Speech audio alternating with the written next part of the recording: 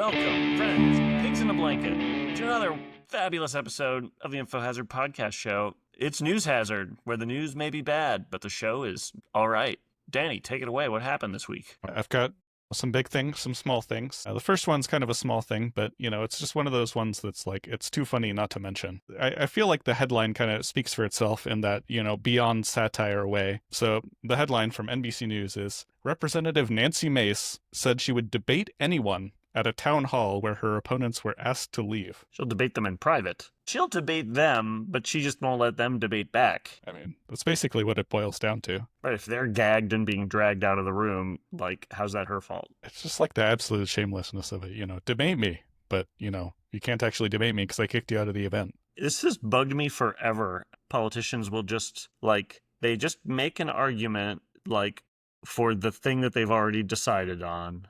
They never are thinking from their principles to what they should do on a given vote. They make the same BS argument one way or the other. It's just clearly unrelated to what they're actually doing. Just so dishonest. Kind of like the debate is pointless. They're just going off of their political incentives. A lot of people love debate.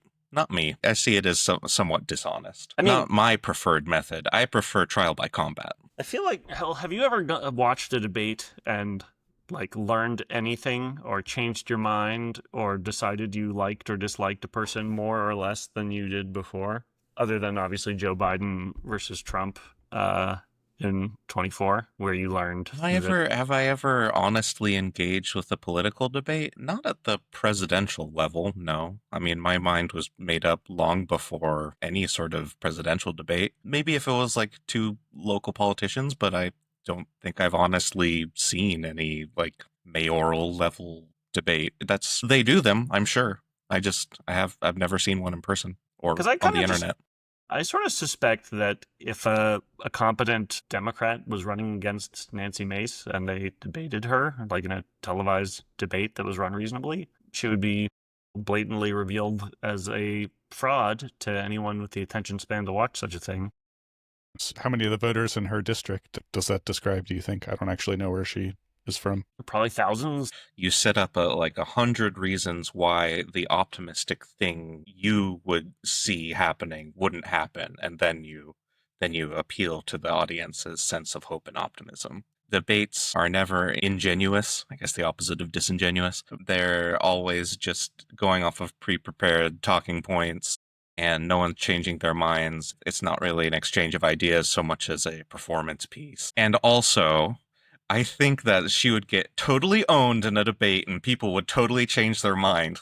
So can debates ever be not that? Of course, people come with their prepared talking points, but a good debater will respond to the blatantly illogical things that their opponents say. If she claims oh yeah, I support this thing's great for people in my district, and then her opposition person should say, well, you didn't vote for that thing.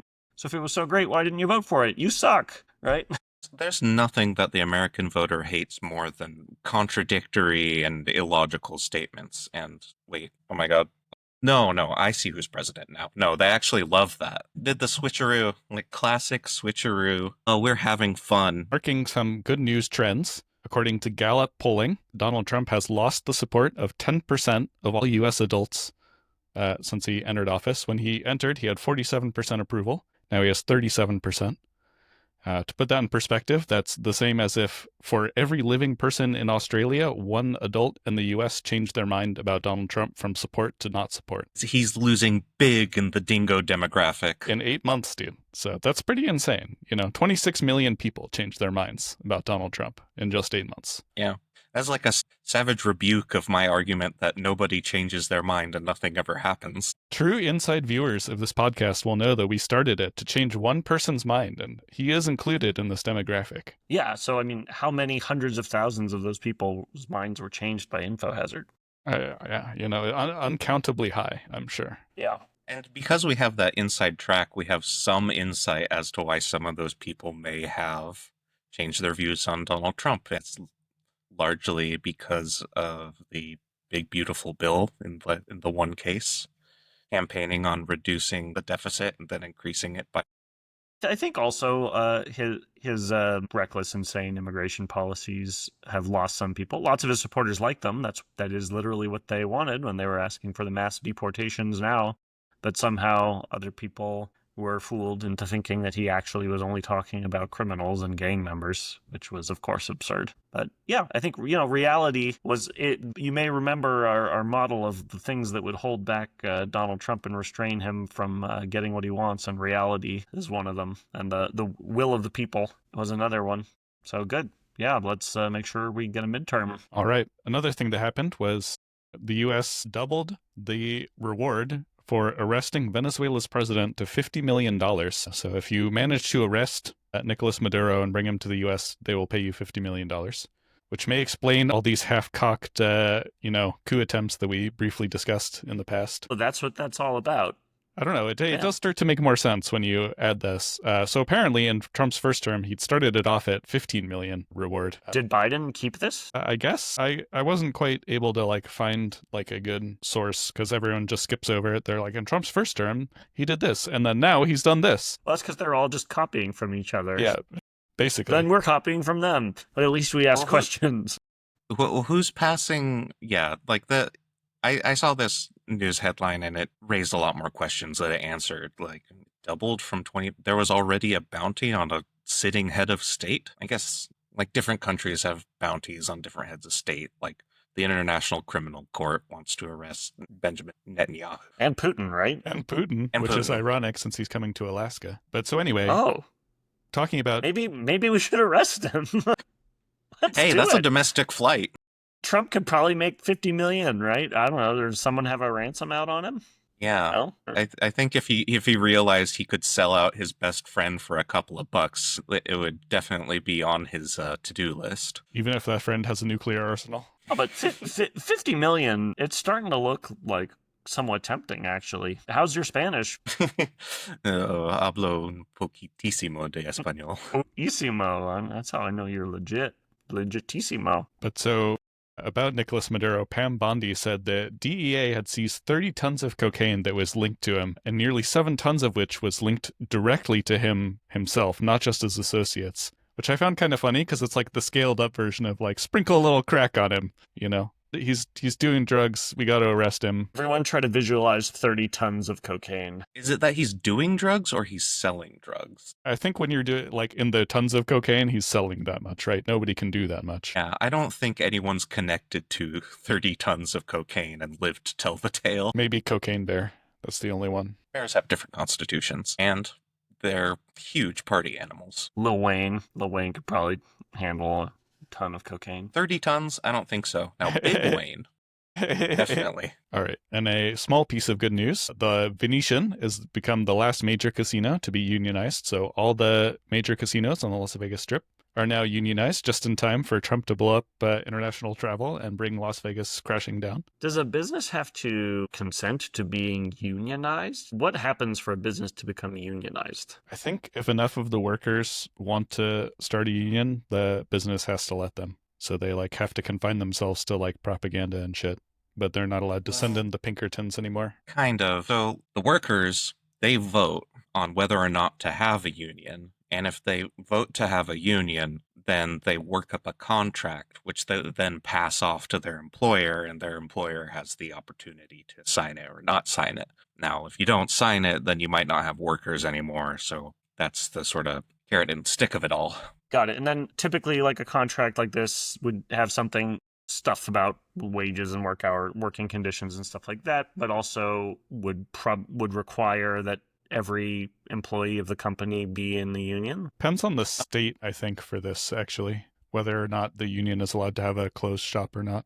So the next one is another one of these ones that almost seems beyond satire, but here we are in reality. This is happening. Less than 5 years after urging rioters to kill police at the Capitol, a former January 6th defendant is working as a senior advisor for the Department of Justice. A Department of Justice spokesperson said in a statement, "Jared Wise is a valued member of the Justice Department, and we appreciate his contributions to our team." And then he said, "Oh," as Jared shot him. Right? Yeah. Threw him out a window. Yeah. I saw that video. It was pretty kind of interesting. Yeah, I'm not 100% sure he said kill them. Okay, let me read you a quote from the NPR article here. As he stood in front of the police line, he continued to berate the officers. "Shame on you," he yelled. "Shame on you." Violence erupted again as rioters pushed against officers, knocking one to the ground. Kill him, Wise yelled as he watched the skirmish. Get him, get him. When he probably said kill him, he's doing the shame, shame, shame, and he turns away and he's like, God, like, kill him. It's like a, God. That's what it looked like to me. It's like a, God, I'm fucking pumped. Yeah, kill him, yeah. Like, not like a, yeah, kill him, like watching someone attack a cop. I think shouting "kill them" in a violent riot while cops are being assaulted, I think it's completely fair to characterize that as saying that that's urging someone to kill cops. Because that is exactly the kind of things that kills people in mob violence, is the crowd shout, like, chanting stuff like "kill them." You have a point. And I don't think he should be part of the Department of Justice. You definitely have a point. That's all, I guess. Yeah. I just, to me, I just like find the headline to be just like a little bit slanted, honestly. That's it. Agree to disagree, I guess. Indeed. Elon Musk was awarded a $29 billion pay package from Tesla because evidently he's doing a job worth paying $30 billion for. Just his salary, like that, he's getting $29 billion a year? No, this is, a modern day American pay package, right? So it's like fiendishly complicated to avoid all taxes the bells and whistles or whatever. Sure, like stock options, like bonuses, that sort of thing. Yeah, so the package would give him 96 million shares of Tesla, each of which is worth $300, and he would only pay $23 for each of those shares. Here's a deep discount on the thing we want to give you as an incentive. But you he still also are technically paying for it. Yeah, but he's paying $23 for something that's worth $300, and he's doing that 96 million times. Yeah. You should be safe from the poorhouse. Yes. Despite spending, hundreds of millions of dollars or whatever trying to get Trump elected so that he can humiliatingly be kicked out of... He paid for those shares, so he's like desperately poor now.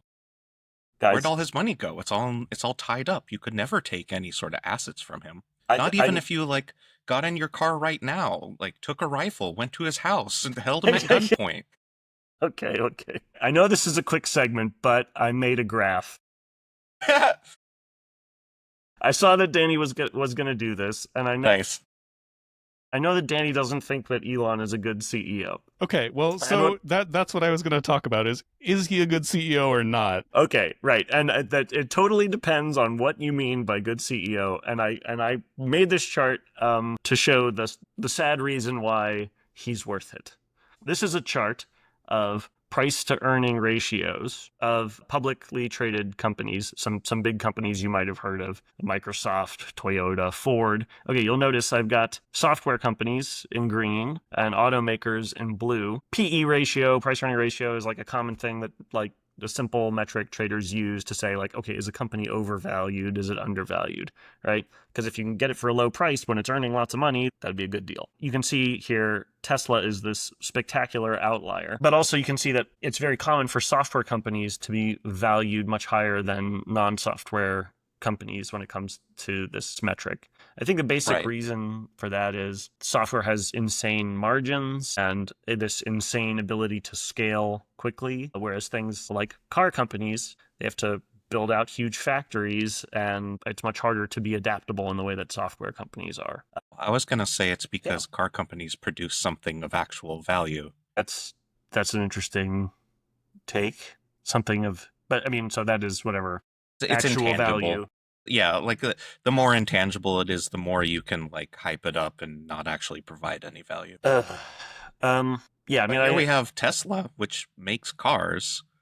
So what's the deal here? Yeah, I mean, I think that people have long commented that Tesla was valued like a hyper-growth software company. Basically, that to have this kind of a ratio, the price to earnings ratio is 190, and so if it just continues to earn at its rate and all the earnings are returned to shareholders, then you would take 190 years to make back what you pay for the stock, right? So that's like absurd. Like you shouldn't make that kind of an investment that takes 190 years to pay itself off. So this kind of valuation can only be justified by an assumption that this thing is growing fast, right? And so that is what Elon Musk brings to the table. is that people He's a buy con into artist? the hype. Like that. I mean, I don't see this number and think like this reflects reality.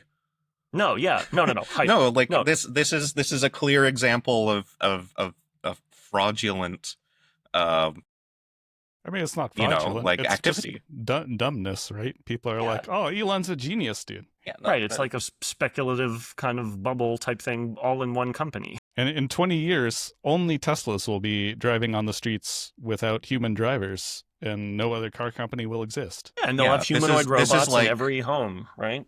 this is like if these trends continue, then these tulips are going to go straight to the moon. I swear. I saw a great tweet the other day. In his first 3 months of life, my son has doubled in weight. He's on track to be 10 trillion tons by age 10. Nice. Anyway, yeah, is Elon a genius engineer? Oh, is he a brilliant manager of people? No, unless by manager of people you mean Is he an he's a astute good picker marketer. of presidents? No. Is he a rich and famous con man? Absolutely. And that's what you're incentivized to be as a CEO, I guess. I know. But price go up, And also I'd say, that $23 for something worth, what, 230 or something? Like the 300. 10x discount. The 10x discount, it's only 10x if the price stays way higher than it should be. So, Which is crazy, too, because, like, people don't even like Teslas. Better options have gone on the market. They're a lot harder to sell.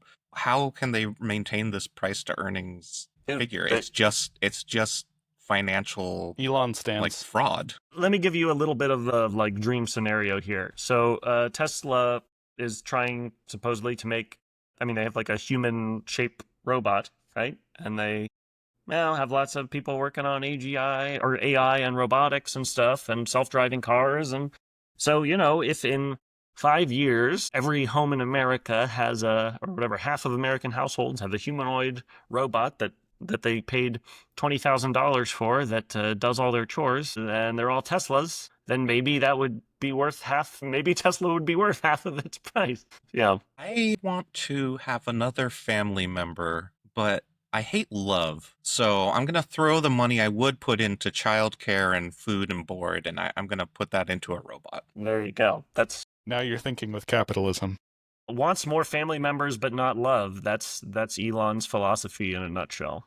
Dude, it really is. How many, surrogate kids does he have now, dude? Speaking of tech-based hype news, yeah, GPT-5 was released yesterday. You've probably heard of ChatGPT. You might not have heard of GPT, which is the large language model that is sort of the key piece of technology behind the first public ChatGPT. There was also a GPT-1 and a GPT-2 before that. And there has been a GPT-4 since then. Between ChatGPT, when it first went live with GPT-3 and GPT-4, there were significant improvements to how well it could follow directions, the kind of demonstrations it could make of intelligence. And that had everybody salivating over GPT-5. And okay, I've talked too much. It's not that interesting. But Sam Altman... Okay. Yeah. But yeah, so- lots of new... ChatGPT 5 sucked, right? That was the consensus when it came out. Yeah, I've been using it. I think it's a little worse than like GPT-4o, but or ChatGPT using GPT-4o. But it's possible that they just, they need a little bit more, like a couple iterations with more users. Quote from Sam Altman on GPT-5. He describes it as being like multiple PhD level experts in your pocket. So, yeah, that's bullshit. Glad I didn't My finish my pocket PhD. would be pretty heavy. Indeed. It's like more experts in your pocket than a Palo Alto stripper. RFK Jr. Right, sorry. Whoa, what's that? That's experts, a meeting of the minds, you will, inside of a Palo Alto stripper. Last one for NewsHazard. RFK, the head of Department of Health and Human Services, has killed some more people in the future by cutting $500 million in funding for life-saving mRNA vaccines. Sorry, kids. You're welcome, Satan. Yeah, that's fucking terrible. I have a buddy who works in mRNA vaccines for cancer. Stuff that you wouldn't even have thought would have been possible 5-10 years ago. And now it's not. Like, Now it's not. There are research teams out there working for universities who could have brought like a low-cost version of some of these cancer vaccines. I mean, we could have significantly extended the life and health of billions of people, and who knows? You know, I guess that's all gone now. Try again next administration. But yeah, every year you delay is a year that more people don't get cured. Fuck you, RFK. And fuck you, Donald Trump. My goodness. That does it for another exciting episode of NewsHazard. Remember to smash that like and subscribe. Get in there on those comments and say, hey, that was hazardous news. I love you. Fuck you. The end.